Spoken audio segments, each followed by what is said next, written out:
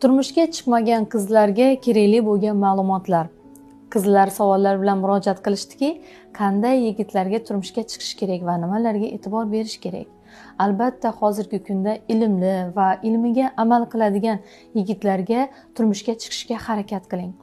Sababi ehtiyot bo'lishingiz kerak bo'lgan xarakterli yigitlar ham bor. Birinchisi narsistlar. Ya'ni faqatgina o'zini yaxshi ko'radigan va hammadan o'zini ustun qo'yadigan.